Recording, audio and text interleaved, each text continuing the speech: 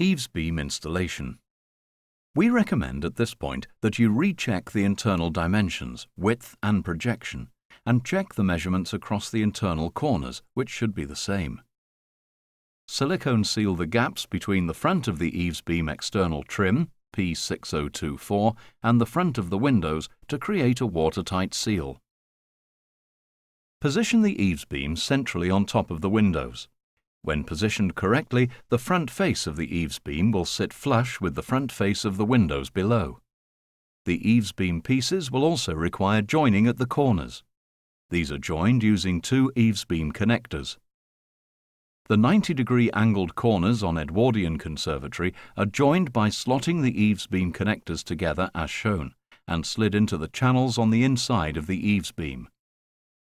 Prior to joining the eaves beam, apply a bead of silicone to the mitered cut faces.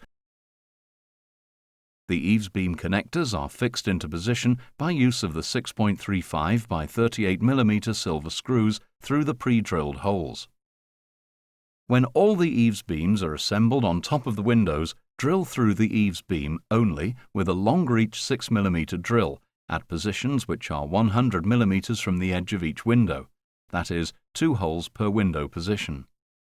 Note, the first holes from each end of the eaves beam should be positioned at 200 mm to ensure that the yellow screw attaches into the window frame rather than the corner post.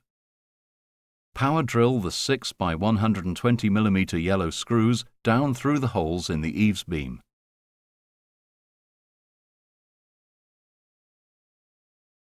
Ridge installation.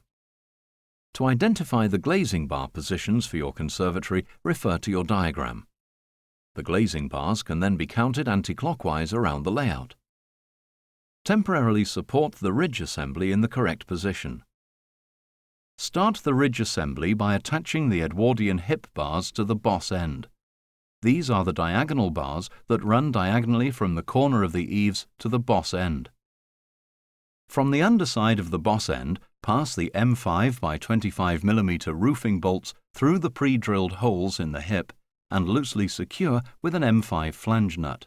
Slot the holes at the bottom of the Edwardian hip bar over the M5 bolts located in the bolt retainers that sit either side of the eaves beam corner. Loosely screw on the M5 locking nuts without tightening. Repeat on the other side. Attach the first starter bar over the single bolt retainer in the eaves beam. Locate the holes in the top of the starter spar over the M5 by 25 mm bolt in the ridge. Loosely screw on the M5 locking nuts without tightening. Once completed, the ridge is self-supporting. Use your installation guide to carry out checks. Drill and fix the wall bars using fixings positioned 150 mm from each end and no more than 600 mm apart, avoiding mortar beds. Some fixings shown in this DVD are for studio build only. Please refer to your installation guide for the correct fixings required. Glazing bar installation. The transom glazing bars need to be installed next. Start with any glazing bars that connect to the ridge. After removing the protective film from the glazing bar undercladding, slot the transom glazing bar holes over the bolts in the double bolt retainers located in the ridge. Repeat for the holes at the bottom of the glazing bars which connect to the bolt retainers located in the eaves beam.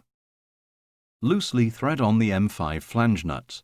Don't tighten at this stage. Repeat for all glazing bars that connect to the ridge.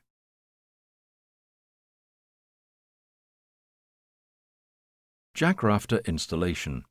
The set of glazing bars that connect to the hip, the jack rafters, should now be fitted. The jack rafters have tops which are cut at an angle and when in position will run perpendicular from the eaves beam until they meet and attach to Edwardian hips. Before attaching the jack rafter, slide the jack rafter undercladding down and away from the top end of the jack rafter. Remember to remove the protective film. Locate the jack rafter arm onto the domed bolt and loosely attach the M6 flange nut. Do not tighten. Slide the undercladding back to the top of the jack rafter and tight up against the hip undercladding. Locate the jack rafter onto the bolts in the eaves beam and loosely attach the M5 flange nuts. Prior to tightening any M5 locking nuts, it's recommended that you perform some glazing bar position checks. The positions of the intermediate glazing bars are confirmed by performing dimensional checks between the rafter centers. These dimensions, shown on your roof plan, are taken from the center line of the transom glazing bars. If all the glazing bars and jack rafters are correctly positioned, tighten all M5 and M6 flange nuts. On the inside of the connection, thoroughly seal with silicone the joint between the aluminium jack rafters and the PVC hip undercladding.